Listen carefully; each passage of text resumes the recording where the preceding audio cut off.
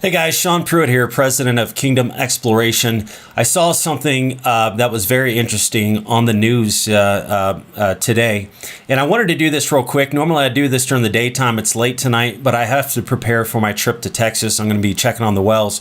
But Iran is making threats. The head guy of Iran, I don't even know his name, but he's threatening America.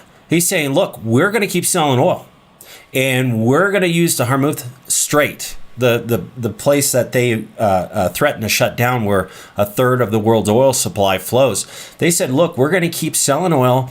We don't care what you're saying, Donald Trump. I mean, a complete blatant disregard for these sanctions. They are asking for war. In fact, they're trying to push it, and I don't understand why. And I don't have time to really research that right now. And maybe nobody really knows. Maybe there's just speculation. I don't know. But if America is coming after me, I'm gonna submit. But whatever, these guys are terrorists. They don't know. It's unbelievable what they're doing. Anyways, I want you guys to watch this. Iranian Foreign Minister Mohammad Javad Zarif doesn't believe President Trump wants war with Iran, but he says that the U.S. leader could be lured into a conflict. Julian Kitchener reports. Iran's Foreign Minister Javad Zarif on Wednesday warned the U.S. there would be consequences if Washington tried to stop Tehran from selling oil or navigating international waterways. Zarif made the comments at an event in New York. We believe that Iran will continue to sell its oil. We will continue to find buyers for our oil. And we will continue to use the Strait of Hormuz as a safe transit passage. Do you hear the defiance for the in sale that? of our oil. But if the United States takes the crazy measure of trying to prevent us from doing that, then it should be prepared for the consequences. Zarif declined to specify what the consequences might be.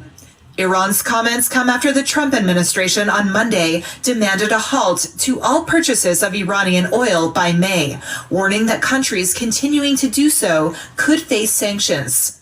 The risks are simply not going to be worth the benefits. Well, always, the sanctions always hurt, but sanctions never change policy. In an interview with Reuters later in the day, Zarif said Iran would not succumb to threats and boasted that the country has plenty of experience in evading whatever barriers the U.S. might impose. Is there a way of going around the sanctions? I mean, there are always ways of going around the sanctions. We have a PhD in that area. You hear the defiance. The Trump administration has ratcheted up pressure on Iran. Last year, it pulled out of a multinational nuclear deal and reimposed harsh sanctions on its economy. To those that want war. And last month, it added Tehran's elite Islamic Revolutionary Guard Corps to a list of terrorist organizations. Zarif told Reuters he didn't believe President Trump wants an armed confrontation with Iran, but that some in the administration do. I don't think he wants war.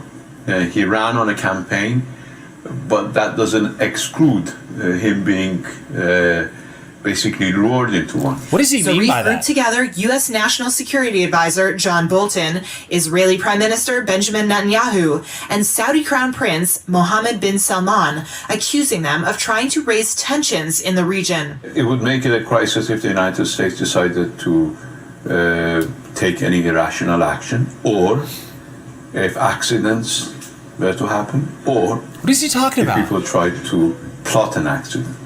The U.S. says it's trying to cut off Iran's oil revenue, accusing Tehran of using the money to fund militants in Lebanon, Syria, Iraq, and Yemen. Meanwhile, the IDF is... I think his name is Zarif. I mean, he's asking for war. And what I was saying earlier was, for those that want war in our administration, he's handing his country over on a silver platter. I don't know if this guy is working for America, because I know Bush pushed war with weapons of mass destruction, WMDs, trying to make everyone think that they were there, and they weren't. But we still rolled our tanks in, we still bombed them. And I almost feel like he's working for America for this. I don't know. But, even I think his name is Ben Salif, anyways, one of the Saudi kings for Saudi Arabia, he's saying that he's doing this to raise tensions in the Middle East. It's a tactic, but America is, what are we going to do? Are we going to sit back and let them continue to sell oil, let them continue to use the Hormuz Strait, or are we going to act?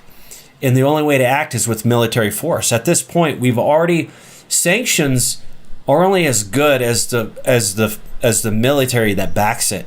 And if they don't follow sanctions, what are our options?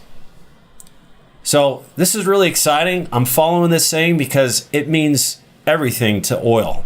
And if one bomb drops in Iran, even if it doesn't hit anything, oil prices are going to go up. That's just how it works. So anyways, I wanted to get on here real quick, talk about that. I'm going to have some video later of the field. We're going to be they're doing some work on the well number 117 in Novice, Texas, and so I'll be showing some video of that.